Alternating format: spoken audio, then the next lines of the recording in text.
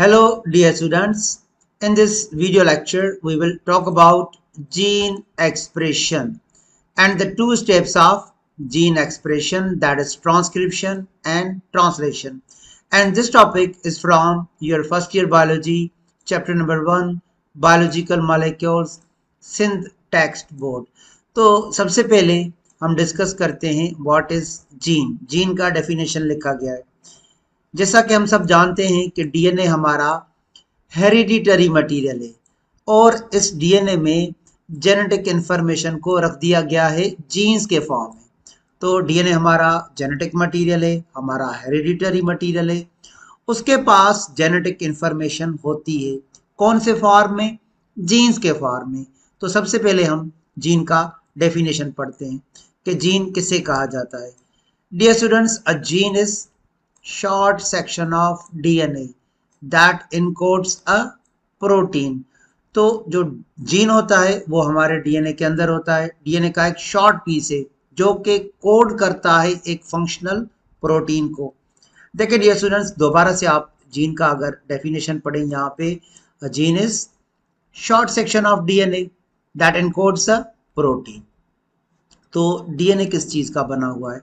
DNA is made up of millions of small chemicals called bases, जिसे organic bases भी हम कहते हैं, जिसे हम नाइट्रोजीनियस बेसेस भी कहते हैं, जिन्हें हम न्यूक्लियो बेसेस भी कहते हैं। और डियर स्टूडेंट्स, डीएनए के पास चार बेसेस होते हैं, चार ऑर्गेनिक बेसेस होते हैं, चार नाइट्रोजीनियस बेसेस होते हैं। A stands for adenine, C stands for cytosine, T stands for thymine and G stands for guanine। तो आप डियर स्टूडेंट्स यहाँ पे देख सकते हो डीएनए का स्ट्रक्चर, और उसके पास जो न्यूक्लियो बेसेस होते हैं वो होते हैं एडेनिन, थायमिन, साइटोसिन, गुआनिन। अब इन नाइट्रोजीनियस बेसेस का एक स्पेसिफिक सीक्वेंस आपस में जुड़कर बना लेता है जीन। तो डियर स्टूडेंट्स, जीन क्या है? Sequence of basis in portion of DNA molecule. That sequence of that specific sequence of bases in DNA is called a gene, and gene carries instruction needed to assemble a protein। तो DNA के पास जो चार nitrogenous bases हैं वो एक specific arrangement बनाते हैं, और उस स्पेसिफिक अरेंजमेंट को या फिर उस शॉर्ट सेक्शन को जीन कहा जाता है। इसको और सिंप्लीफाई करते हैं। आप देखें डियर स्टूडेंट्स, ये जो सेल के अंदर न्यूक्लियस होता है उसमें हमारे क्रोमोसोम्स प्रेजेंट होते हैं। क्रोमोसोम्स में हमारा डीएनए होता है और डीएनए के अंदर हमारे जीन्स होते हैं। और जीन को जैसा कि हमने कहा, it is short section of DNA that encodes a protein. और जीन को हमने ऐसे डिफाइन किया कि ये एक स्पेसिफिक सीक्वेंस है न्यूक्लियोटाइड का जो कि कोड करता है किसी भी प्रोटीन को। Again repeating the definition of gene, a gene is short section of DNA, specific sequence of nucleotides that encodes a protein. तो डियर स्टूडेंट्स, जैसा कि हमने जीन का डेफिनेशन पढ़ लिया, तो आगे हमारे टेक्स्ट बुक में लिखा गया है gene gives instruction for developing characteristics. जैसे आई कलर हमारा एक कैरेक्टर है, हेयर कलर हमारा दूसरा कैरेक्टर है, बाय प्रोड्यूसिंग एंजाइम्स। और डियर स्टूडेंट्स, एंजाइम्स तो प्रोटीन्स के बने हुए होते हैं, और हमने यही तो कहा कि जीन्स कोड करते हैं प्रोटीन्स को। उसके आगे लिखा गया है कि जीन से जो जेनेटिक इंफॉर्मेशन फ्लो करता है, पहले वो डीएनए से फ्लो करता है मैसेंजर आरएनए में, इसको ट्रांसक्रिप्शन कहा जाता है, और उसके बाद मैसेंजर आरएनए से वो फ्लो करता है प्रोटीन के फॉर्म में, इसको ट्रांसलेशन कहा जाता है। अब देखें, जीन खुद को एक्सप्रेस करते हैं दो स्टेप्स में, एक ट्रांसक्रिप्शन और दूसरा ट्रांसलेशन।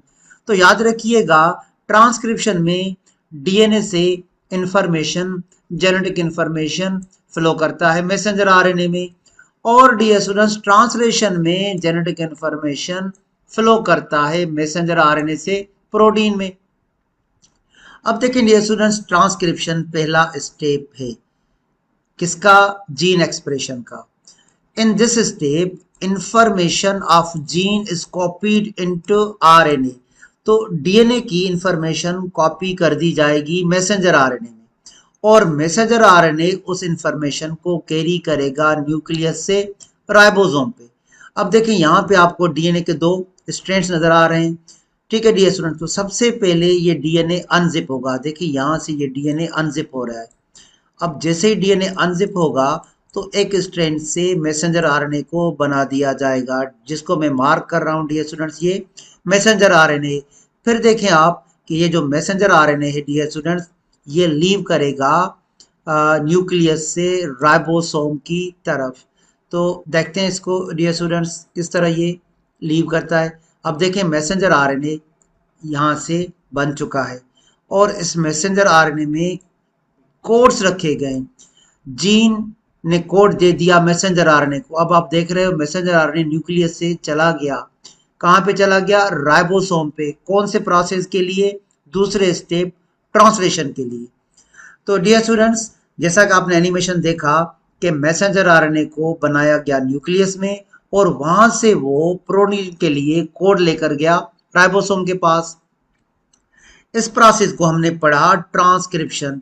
तो देखें डियर स्टूडेंट, ट्रांसक्रिप्शन में यहाँ पे जहाँ पे मैं मार्क कर रहा हूँ तो डीएनए अनजिप हुआ। अब इस डीएनए से जो पहला मैसेंजर आरएनए बनेगा उसे हम कहेंगे प्री मैसेंजर आरएनए, जो कि इमेच्योर आरएनए होगा। और उसके बाद इसको मैच्योर आरएनए में कन्वर्ट कर दिया जाएगा, जिसको आप और हम मैसेंजर आरएनए कहेंगे। और जब डीएनए से प्री मैसेंजर आरएनए या मैसेंजर आरएनए को बनाया जाता है तो कौन सी एंजाइम इस रिएक्शन को कैटालाइज करती है? RNA polymerase. RNA polymerase DNA से मैसेंजर आरएनए बनाती है। लेकिन पहले स्टेप में डियर स्टूडेंट्स कौन सा मैसेंजर आरएनए बना? लिखा गया है प्री मैसेंजर आरएनए। तो देखें dear students, pre messenger RNA को प्राइमरी ट्रांसक्रिप्ट कहा जाता है। इसमें एक्सॉन्स भी होते हैं और इसमें एंट्रॉन्स भी होते हैं। तो अब आप पूछोगे कि एक्सॉन की डेफिनेशन क्या है, एंट्रॉन्स की डेफिनेशन क्या है? तो यहाँ पे पढ़िएगा, introns are non coding sections and exons are the coding sections. Introns ऐसे सेक्शंस होते हैं जो कि प्रोटीन के लिए कोड नहीं करते और एक्सॉन्स ऐसे पोर्शन होते हैं जो प्रोटीन के लिए कोड करते हैं। तो डियर स्टूडेंट्स ये अननेसेसरी है। अब एंट्रॉन्स को रिमूव कर दिया जाएगा। देखें डियर स्टूडेंट्स, एंट्रॉन्स आर रिमूव क्योंकि वो कोड नहीं करते।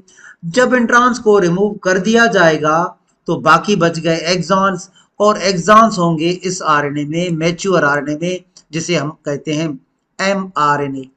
The remaining segments are joined resulting to form mature RNA, processed RNA. तो अब इस immature RNA को तब्दील कर दिया गया है मैच्योर RNA में। अब ये रेडी है ट्रांसलेशन के लिए और ये चला जाएगा राइबोसोम पे। राइबोसोम पे अटैच हो जाएगा।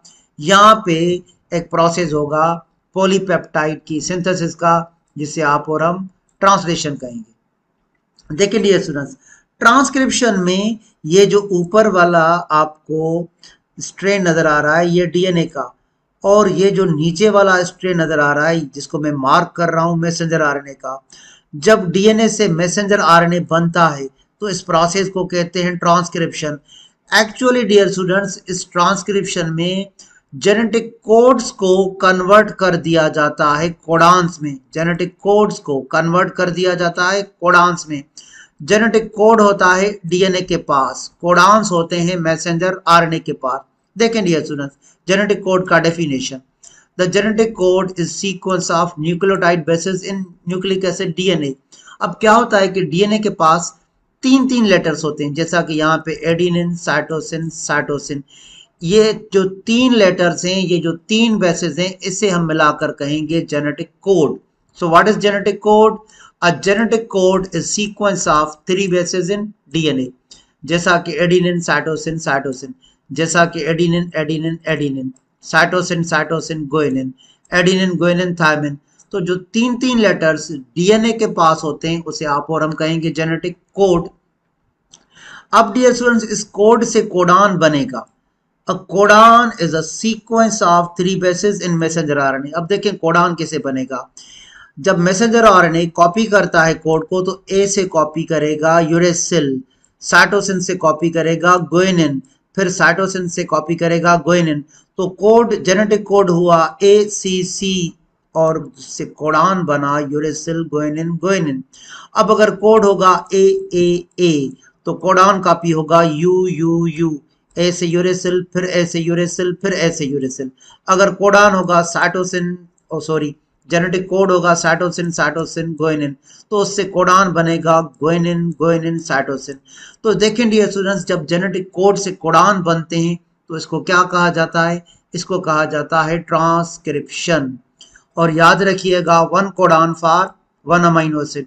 ये जो UGG है ये कोडान है एक अमाइनो एसिड के लिए, उसका नेम है TRP ट्रिप्टोफेन।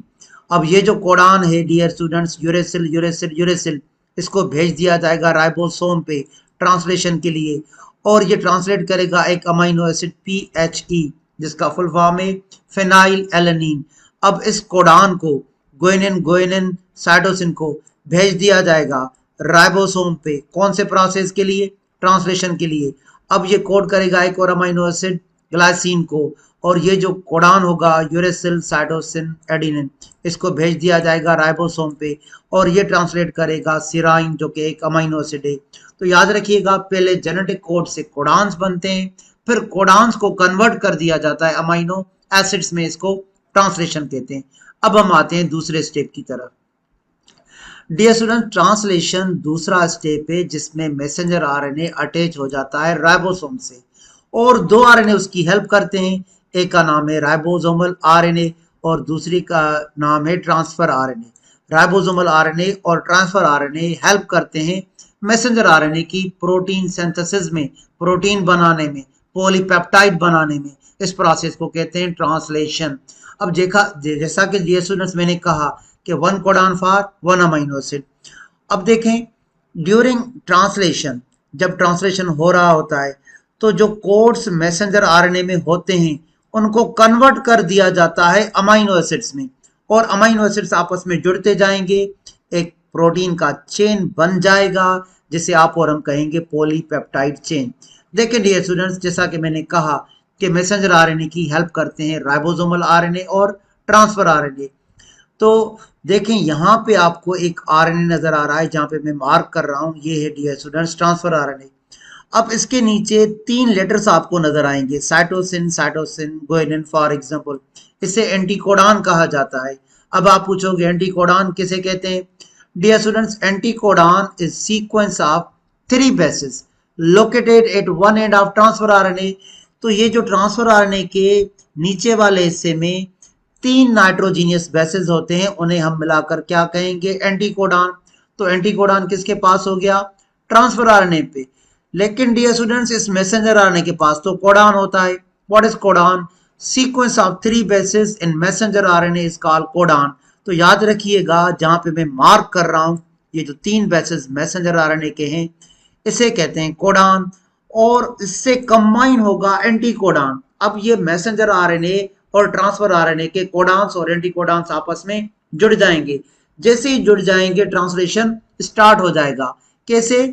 ये जो ट्रांसफर RNA है एक एंड पे रखता है एंटीकोडान। अब आप इसका ऊपर वाला एंड देखें, यहां पे ये पिक कर रहा है एक अमाइनो एसिड को, जिसे हम कहते हैं बाइंडिंग साइट। तो बाइंडिंग साइट पे उठाएगा अमाइनो एसिड, और अब ये जाएगा जाके राइबोसोम पे। देखें, ये ट्रांसफर RNA जुड़ गया है कोडान से। अगर कोडान होगा ग्वानिन साइटोसिन साइटोसिन, तो एंटीकोडान होगा साइटोसिन ग्वानिन ग्वानिन। ये पहला अमाइनो एसिड लाइन में आ गया। अब अगर दूसरा कोडान होगा AUG, तो उससे ट्रांसफर RNA का एंटीकोडान जुड़ जाएगा UAC। अब ये दूसरा अमाइनो एसिड लाइन में आ गया, पेप्टाइड बॉन्ड के बीच में बनेंगे, ये डाइपेप्टाइड बन गया। इस तरह तीसरा कोडान और एंटीकोडान जब मिलेंगे तो तीसरा अमाइनो एसिड लाइन में आ जाएगा, पेप्टाइड बॉन्ड बनेगा, और ये बन गया ट्राइपेप्टाइड। तो आपने देखा कि ट्रांसलेशन में डियर स्टूडेंट्स कोडान और एंटीकोडान राइबोसोम्स पे जुड़ रहे हैं। मैसेंजर RNA के कोडान, ट्रांसफर RNA के एंटीकोडान आपस में जुड़ते जाएंगे, एक प्रोटीन का चेन बनता जाएगा। आप सबसे लास्ट में एक एनिमेशन देखिएगा। देखें डियर स्टूडेंट्स, मैसेंजर RNA और ट्रांसफर RNA के कोडान और एंटीकोडान जुड़ रहे हैं और अमाइनो एसिड लाइन अप हो रहे हैं, और एक प्रोटीन का चेन बन गया जिसे आप और हम कहेंगे polypeptide chain. That's all about the gene expression and the two steps of gene expression, transcription and translation. Thank you, dear students.